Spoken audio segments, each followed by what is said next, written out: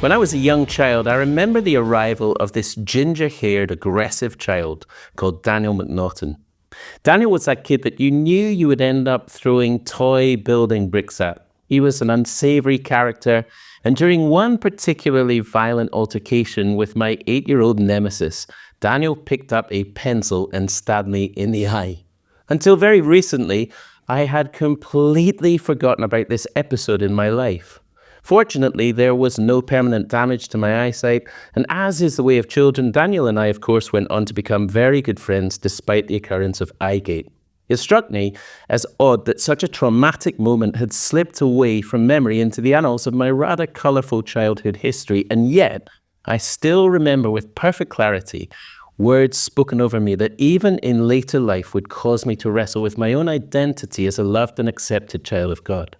It goes to show that old playground sayings such as sticks and stones may break my bones, but words shall never hurt me could not be further from the truth.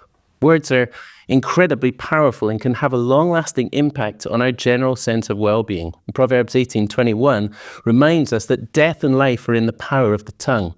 Words have the potential to crush a person's spirit, but they can also prove to be a wellspring of life. The Bible is littered with moments where we see God speaking to his people by his word to comfort them, to build them up, even as they endured the most difficult circumstances. And Isaiah 55 is one such portion of scripture that addresses the grandchildren of those who were originally exiled in 586 BC when Jerusalem had fallen to the hand of King Nebuchadnezzar. God's desire was to speak to those who had returned from exile to the ruins of Jerusalem. Despite the allowance of King Cyrus and the Persian Empire for the exiles to return home, it was not to a prosperous economy or a thriving city, but one that had laid in ruins for over 50 years. The chapter paints a picture of God's people returning to him, and in turn to the land promised to them. But despite the hardship of their circumstances, the Lord assured them that the promises God had made to David would not fail. See, God's covenant with David was significant. He promised that the Messiah, Jesus, would be a descendant of David and from the tribe of Judah, and he would establish an unfailing kingdom that would be forever lasting. And what makes that covenant so special is that God did not place any conditions on it. It was not dependent on the obedience of man or David or Israel. It was established because of the faithfulness that rested solely on the Lord and his word. In verses 10 and 11 of Isaiah 55, he paints this picture of hope for God's people that would have anchored their certainty in the fulfillment of his promise. For as the rain and the snow come down from heaven and do not return there, but water the earth, making it bring forth and sprout, giving seed to the sower and bread to the eater, so shall my word be that goes out from my mouth. It shall not return to me empty, but it shall accomplish that for which I purpose it, and shall succeed in the thing for which it was sent. Rain and snow cannot return home after they have fallen from the sky.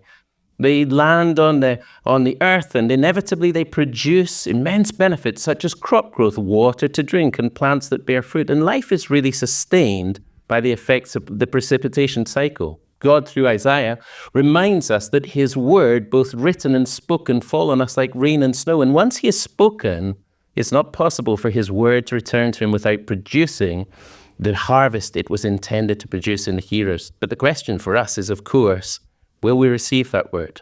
Recently, the world turned its attention towards the city of Valencia in Spain and witnessed historic flooding as a year's worth of rain fell in 8 hours. The land was too dry to receive the deluge, and as a result, many lives were lost. The condition of the receiving land is so crucial for the effectiveness of the rain sent to nourish. The author of Hebrews highlighted the dangers of dry land when he said, "Today, if you hear his voice, do not harden your hearts, as in the rebellion," Hebrews 3:15. The result of Israel's rebellion was that they never entered the land promised to them because of their hard hearts and their unbelief. Today for us, we have the opportunity to open our hearts to the voice of God through his written and spoken word. His word is sent to us to accomplish its purpose in our lives. Every promise he has made is trustworthy and infallible. The author of Hebrews reminds us in chapter 5, verses 12 to 14, that his word is milk and meat that will nurture the infant and grow the mature, just as the water nurtures the land. And the psalmist reminds us in Psalm 1 that his word causes the man who meditates on the word day and night to yield fruit like a tree in season. Jesus reminds us that his word feeds us and gives us life and strength.